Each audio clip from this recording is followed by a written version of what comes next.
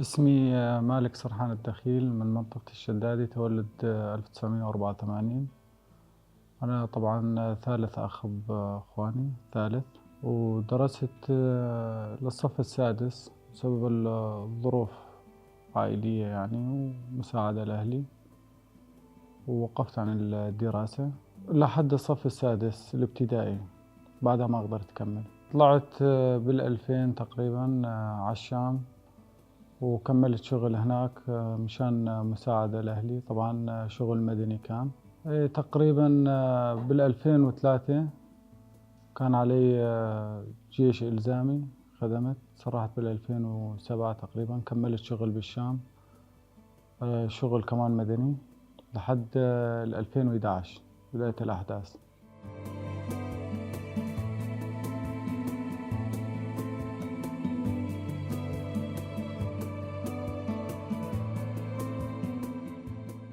النظام السوري كان خدمة إجبارية إلزامية هي كانت.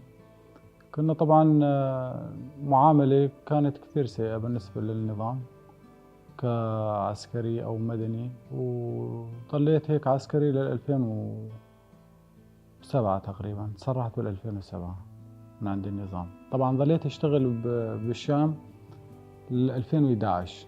بلشت الأحداث وتشددات الأمنية زيادة عن اللزوم، وصار ضغط بالنسبة للنظام، يضغطوا على الحواجز وهويات وشغلة، وصارت المعيشة شوي صعبة بالشام. فبال2011 أنا جيت من الشام، سكنت بمنطقتي هم بالحسك. بعدها تقريبا ظليت ساكن هون لل2014. اجتنا تنظيمات هون مثل تنظيم داعش. هو طبعا كان أصعب تنظيم بالنسبة للمنطقة إجا عليها. 2014 رحت على الحسك، سكنت بالحسك هناك. كان عندي بيتين بالمنطقة الشدادي وبعته، رحت اشتريت بيت بالحسك وسكنت بالحسك لحد 2014. طلعت على منطقة الحسكة، سكنت بالحسكة. سمعت عن الرفاق، صرت أتعرف عليهم وأتقرب منهم. قوات سوريا الديمقراطية. انتسبت بال2015. 2015 انتسبت وشاركت بعدة حملات للنظام. النظام كان قاسي شوي على الشعب، قاسي كثير مو شوي. كان في ظلم بالنسبة للنظام، ظلم ما ينوصف. فلما انضميت مع الرفاق في فرق، كان في فرق بين النظام مقارنة بالنظام، وفرق بين الرفاق قوات سوريا الديمقراطية. فانتسبت بال2015 مع الرفاق. شاركت بعدة حملات. طبعا أول شيء سوينا دورات عسكرية كانت هنا بمنطقة الشدادي، طبعا بعد تحرير الشدادي.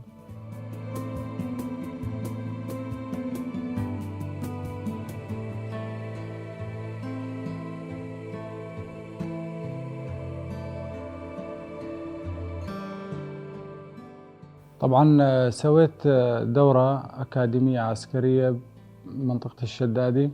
كانت الدورة العسكرية تقريبا مدة شهر 30 يوم.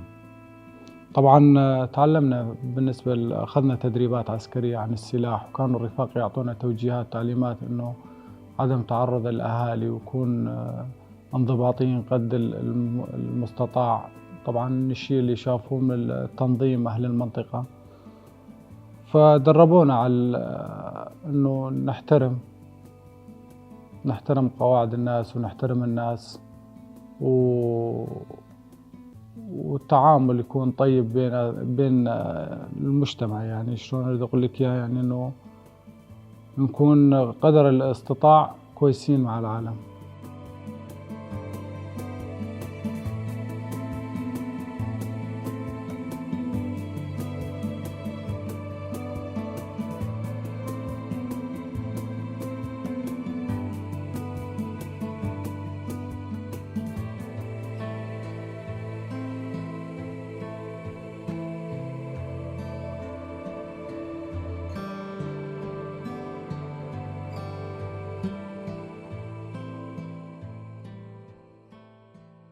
فبعد الدورة العسكرية طلعنا على الحملات.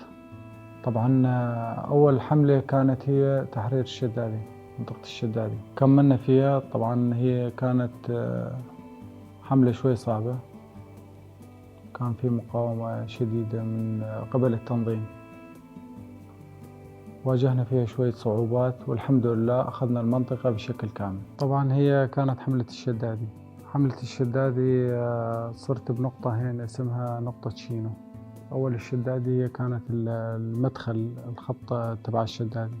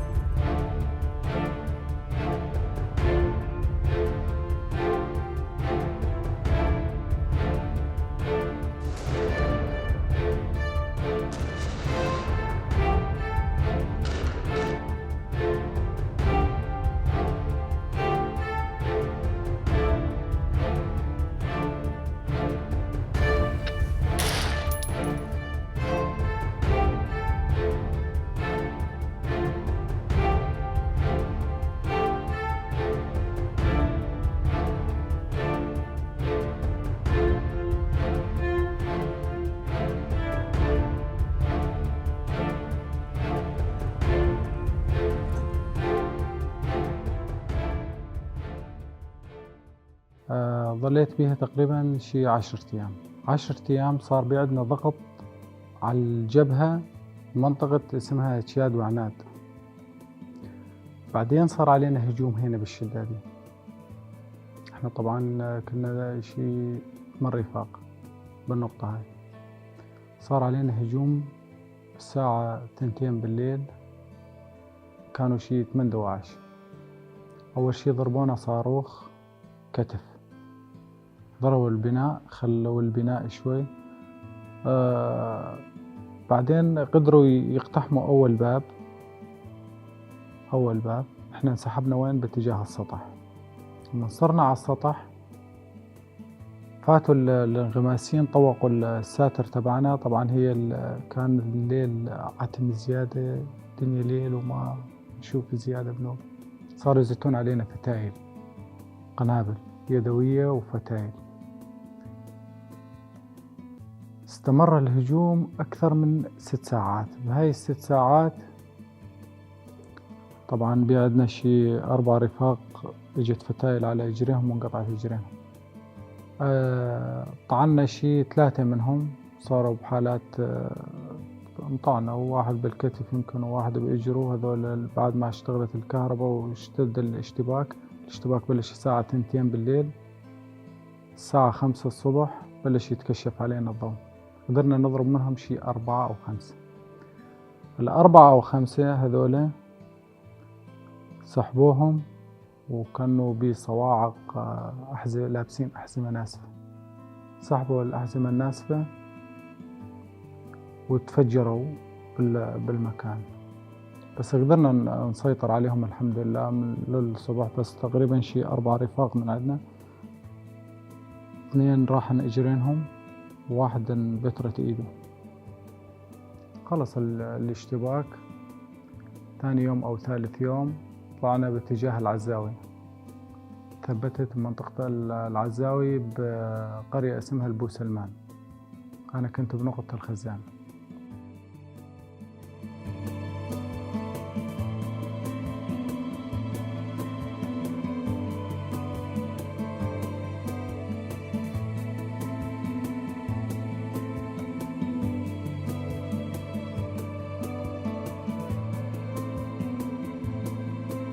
الساعة 2 الظهر بلش الهجوم علينا منطقة البوسلمان. استمر الهجوم للساعة 8 بالليل. طبعا من منطقة البوسلمان أنا ما عاد أقدر لا أنزل ولا أطلع. أنا كنت بمنطقة الخزان مرتفع زيادة لا أقدر، وداعش كان بالمنطقة بس طلع ما قدر يطلع. فاتت عاد جروبات الحركة لي سلاح الثقيل للرفاق. طبعا هم كانوا يريدوا يضربون الخزان ينزلونه. الحمد لله رب العالمين كانت مقاومة شرسة وقدروا الرفاق يسيطرون على الوضع. بعد فترة انتقلت على منطقة اسمها المكمان أو البكمان. هي كانت تحرير 38 قرية. بالمكمان كنا طبعا احنا نفوت نقاط تثبيت، تفوت جروبات صادرية، جروبات حركة لية تابعة للقوات، قوات الرفاق، احنا نجي نثبت وراهم. مرة من المرات واحنا فايتين فتنا بحقل ألغام، وضعنا بحقل الألغام ولا جانا ضوء من بعيد، واحد يأشرنا بالضوء. طبعا احنا ما عاد نقدر نتحرك، صرنا بمنطقة الألغام ضعنا بيها، ما عاد نقدر لا نفوت ولا نطلع. جانا واحد مدني من القرية قال انتم فايتين بمنطقة كلها حقل ألغام. أنا طبعا احنا أول شي شكينا بخفنا، صار عندنا ردة فعل ونقول لا أنا من المنطقة وأنتم عددكم تقريبا شي 24-25 شخص، بس أطلعكم من منطقة الألغام وأحطكم منطقة آمنة. قدرنا نطلع من هاي المنطقة. بلشت هي على شكل مراحل، نفوت بالقرية هاي نثبت، ثاني يوم مثلا على القرية الثالثة، الرابعة، الخامسة، السادسة.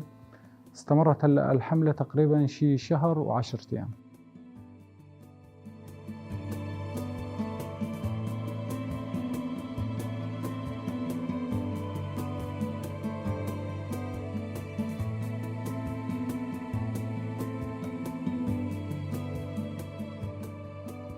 نحن ضمن الحملة ما لا نزلنا ولا بنوب. بعدين انتقلت على منطقة اسمها أبو خشب. أول شي عظمان، بعدين فتنا على قرية اسمها يمكن جروان، بعدين انتقلنا على منطقة أبو خشب.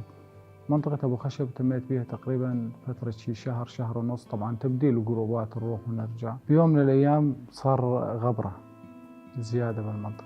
كانت في مقابلنا منطقة اسمها الكبر هي طبعا داعش. احنا شلون كان هو سينور ينطلق من العزاوي باتجاه جزرات البو حميد، جزرات البو شمس، هي فصل مدينة الرقة عن دير الزور. كنا نفصل هاي المنطقة، مرحلة فصل الرقة عن دير الزور. طبعا داعش كان موجود بالرقة وبدير الزور، بس نحن هاي الحملة كانت مرحلة فصل الرقة عن دير الزور. تميت بهاي المنطقة تقريبا شي شهر و10 أيام أو 20 يوم. كانت تصير علينا مناوشات واشتباكات بس بشكل متقطع. يوم من الأيام صار علينا غبرة، صار علينا هجوم عنيف من داعش.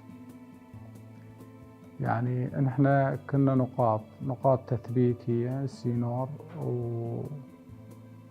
وبين النقطة والنقطة تقريبا شي 1 كيلومتر.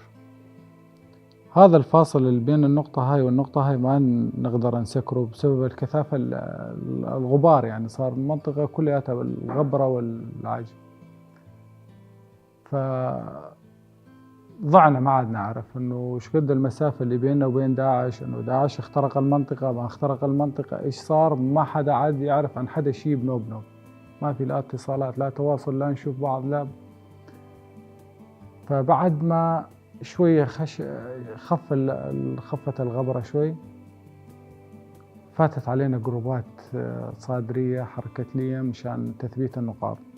احنا طلعنا من النقطة تبعيتنا، تقدمنا شي 2 كيلومتر على نقطة ثانية مشان نثبت عليها نشوف الرفاق. كانت اسمها نقطة المياه، هاي فوق أبو خشب مقابل منطقة الكبر، اسمها منطقة صعوة يمكن على ما أظن. هاي المنطقة أنا كنت أسوق سيارة شاص.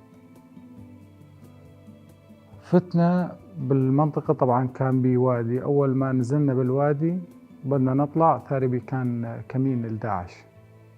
أنا انضربنا من الجهتين، يعني من جهة اليمين وجهة اليسار. أنا كنت أسوق السيارة. أول طلقة ضربتني هنا. صار تركيزهم وين؟ على الرامي.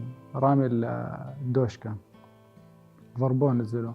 طبعا أنا بالأثناء هاي كملت سواق، قدرنا نطلع، بعدنا مسافة، نزلنا من السيارة، انتشرنا، فتنا على وادي، وبسبب كثافة الغبار والهاي قدرنا نخلص حالنا، بس أنا طعنت بإيدي هاي وما عاد أقدر أتحكم، لحد ما تقريبا صارت الساعة شي 4 العصر.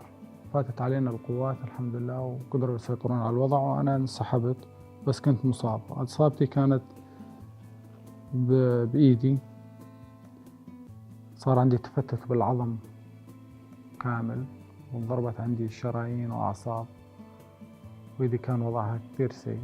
وجابوني الرفاق، أخذوني على مشفى بالحسكة، اسمه مشفى الشهيد ساري.